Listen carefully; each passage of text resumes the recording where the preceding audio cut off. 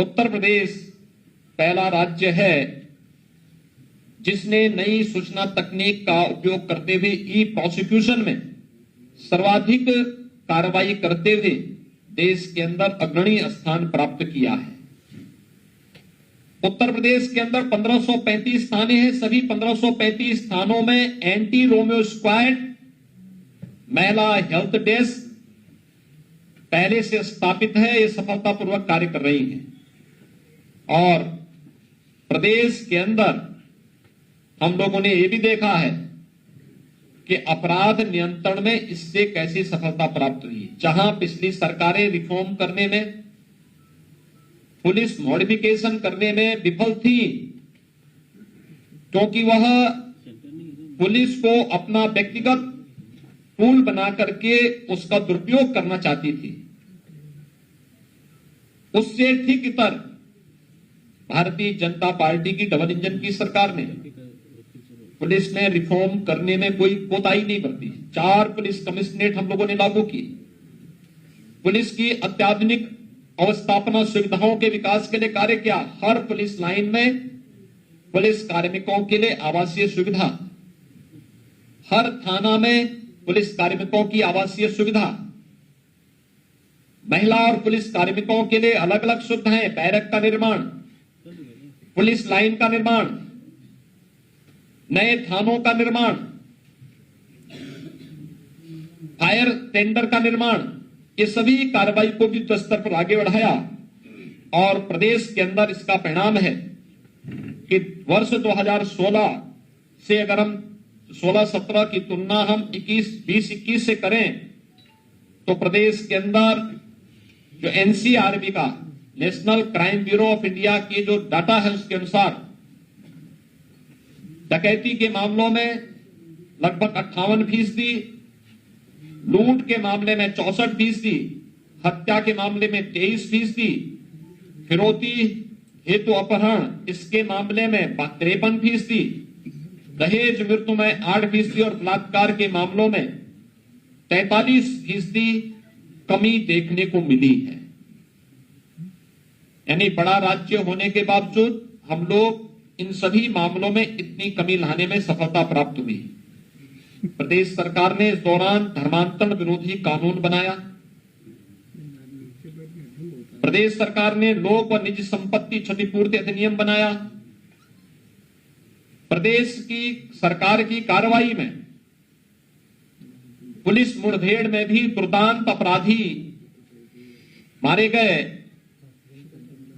जिनकी संख्या 155 से अधिक, घायल हुए 3638, 13 पुलिस जवान हमारे शहीद हुए और 1236 पुलिसकर्मी घायल भी हुए। गैंगस्टर एक्ट के अंतर्गत 48,038 अभियुक्त गिरफ्तार हुए और 694 पेशेवर अपराधियों पर या माफियाओं पर राष्ट्रीय सुरक्षा कानून के तहत भी कार्रवाई हुई। प्रदेश के अंदर जो पेशेवर माफिया और अपराधी पहले सत्ता का संरक्षण प्राप्त करके गरीबों का, व्यापारियों का, बेटियों और बहनों की सुरक्षा के लिए खतरा बने हुए थे, उन पेशेवर माफिया और अपराधियों पर नकेल कसते हुए 2046 करोड़ रुपए की उनकी अवैध कमाई को जब्त करने की कार्रवाई और ध्वस्तीकरण की कार्रवाई भी राज्य सरकार ने सफलतापूर्वक किया। बहुजन समाजवादी पार्टी की सरकार के समय 364 दंगे प्रदेश के अंदर 5 वर्ष के दौरान हुए थे। समाजवादी पार्टी की सरकार के समय 2012 से 17 के बीच बड़े बड़े दंगे 700 से अधिक हुए, सैकड़ों लोग मारे गए। प्रदेश के अंदर 2017 से अब तक कोई भी दंगा नहीं, कोई आतंकी घटना नहीं, लेकिन इसका मतलब सरकार चुपचाप नहीं बैठी है। इस सब के बावजूद प्रदेश सरकार ने उन सभी संवेदनशील क्षेत्रों में जो राष्ट्रीय सुरक्षा के लिए महत्वपूर्ण हो, वहां पर एटीएस के एंटी टेररिस्ट स्क्वाड के सेंटर स्थापना की कार्रवाई को भी तेजी के साथ आगे बढ़ाने का कार्य किया है। प्रदेश में सुरक्षा और कानून व्यवस्था का जो एक बेहतर परिणाम आया है, इस बेहतर परिणाम को आज हम सब इस बात से समझ सकते हैं कि इसने प्रदेश की छवि को बदला। लोगों की धारणा प्रदेश के बारे में बदली। जिस प्रदेश के बारे में कहा जाता था कि यहां पर जब व्यक्ति ही सुरक्षित नहीं तो उसकी पूंजी कैसे सुरक्षित होगी, वही प्रदेश अपनी इस परंपरागत छवि को बदलने में सफल हुआ।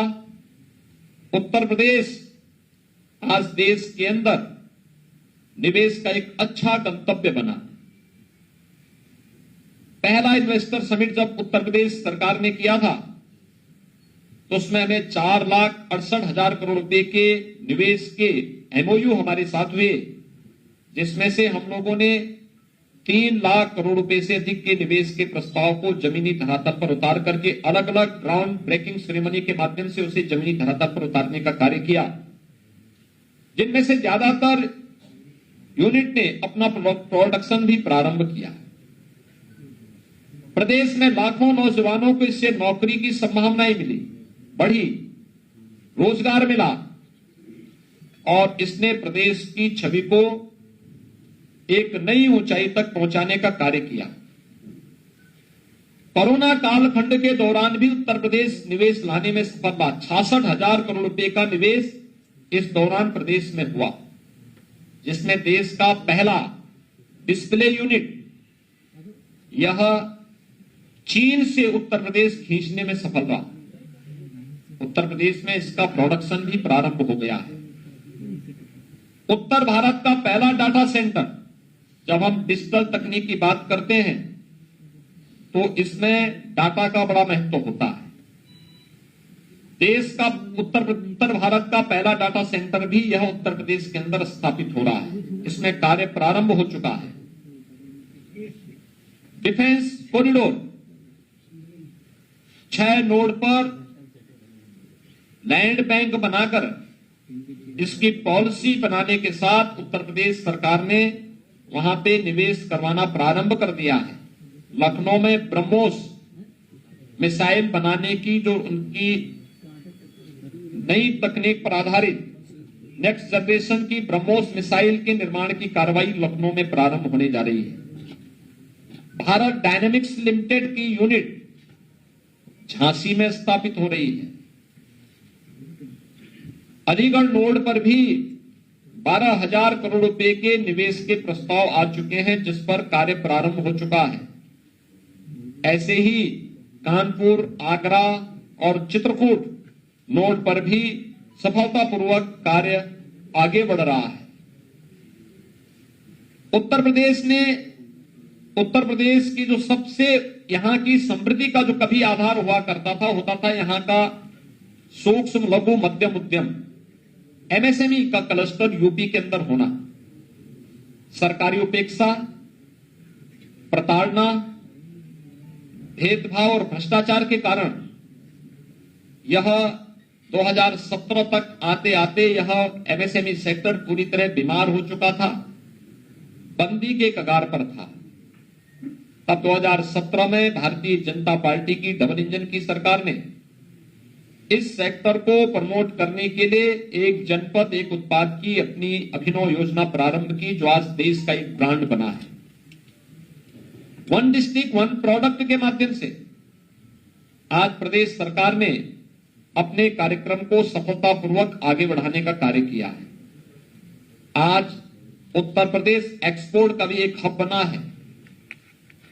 1,21,000 करोड़ रुपए का एक्सपोर्ट उत्तर प्रदेश वर्तमान में अपने एमएसएमई सेक्टर से प्रतिवर्ष कर रहा है और इसने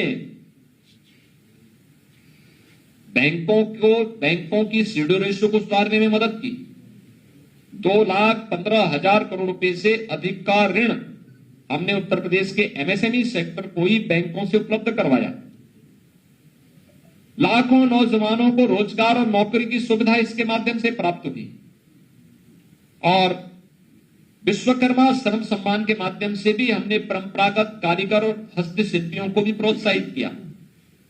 गांव का बढ़ई है, गांव का धोबी है, गांव का नाऊ है, गांव का मोची है, गांव का हलवाई है, राजमिस्त्री है, इन सब की ट्रेनिंग, इनको टूल किट उपलब्ध कराना और फिर गांव का कुम्हार, इन सबको इसके साथ जोड़ा गया।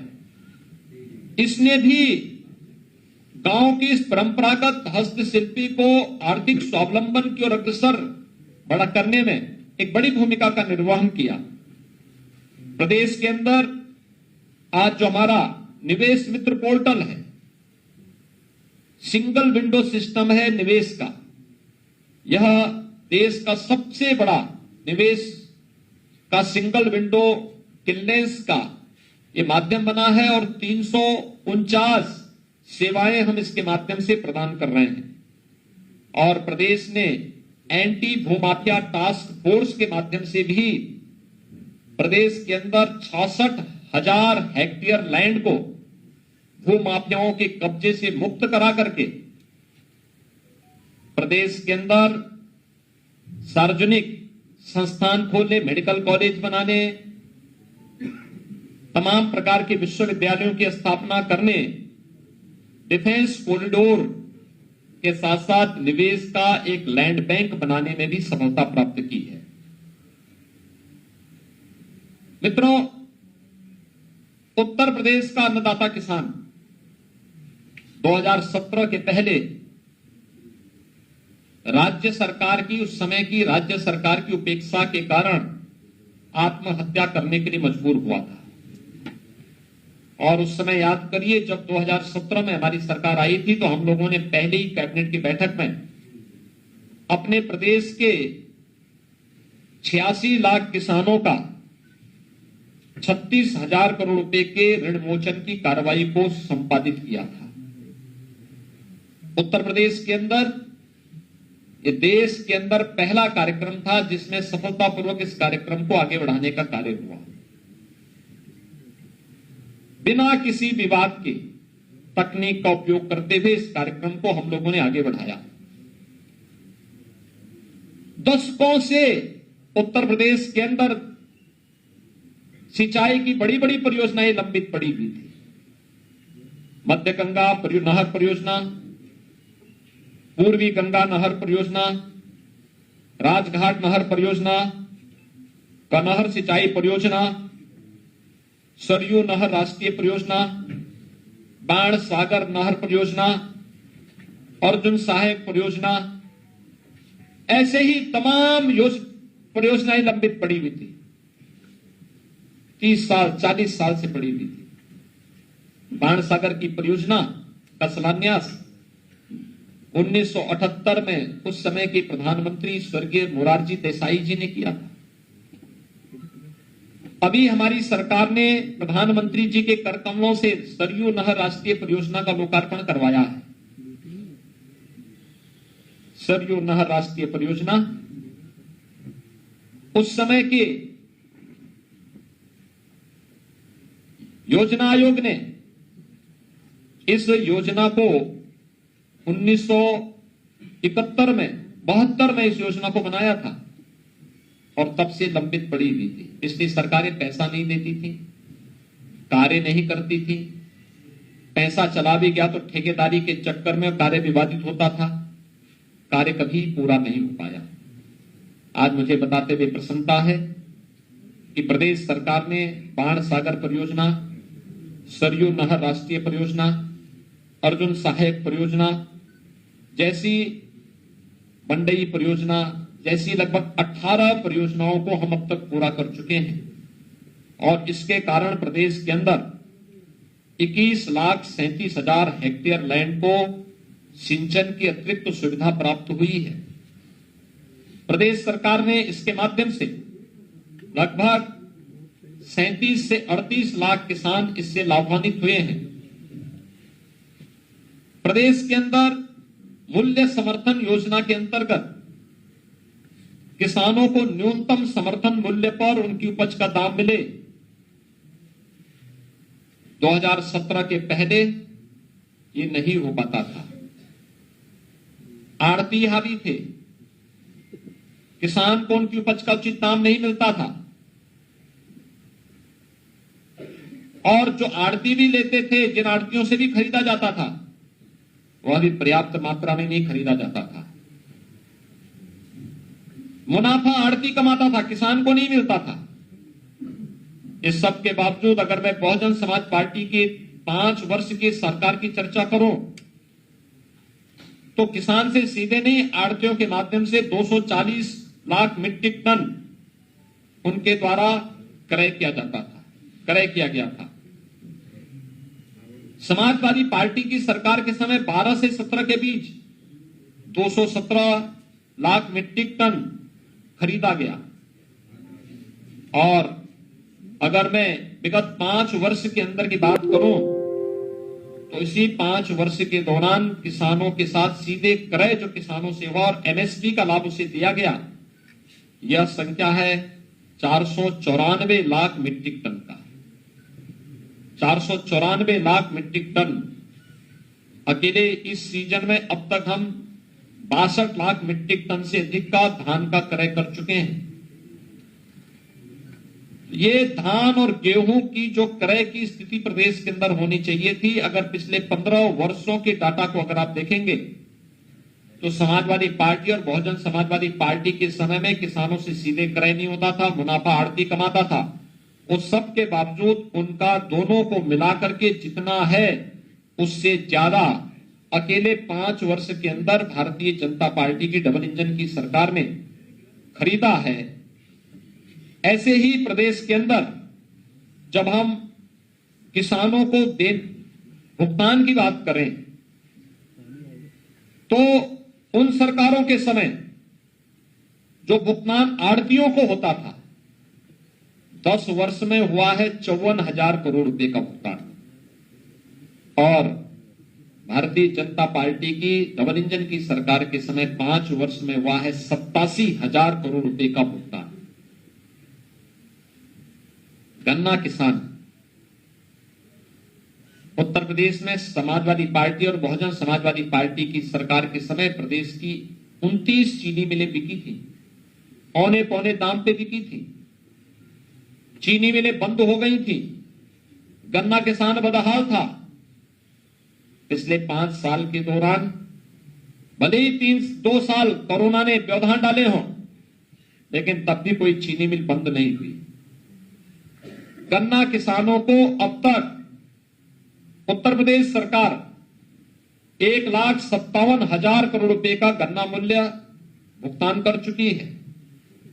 और यही नहीं, हम लोगों ने 3 नई चीनी मिल लगाई। चौधरी चरण सिंह जी जो किसानों के मसीहा थे, उनके स्वयं की कर्मभूमि पर छपरौली में रमाला चीनी मिल की स्थापना करके वह चालू हो चुकी है।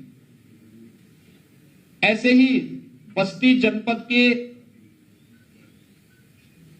मुंडेरवा में जहां किसानों पर गोली चली थी, वहां पर भी नई चीनी मिल अपनी पूरी क्षमता के साथ कार्य कर रही है। और गोरखपुर के पिपराई चीनी मिल बंद कर दी गई थी, औने पौने दाम पे बेच दी गई थी।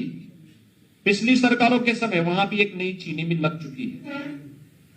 20 नई चीनी मिलों के आधुनिकीकरण के साथ राज्य सरकार कार्य कर रही है और लगातार इस दिशा में आगे कार्य कर रही है।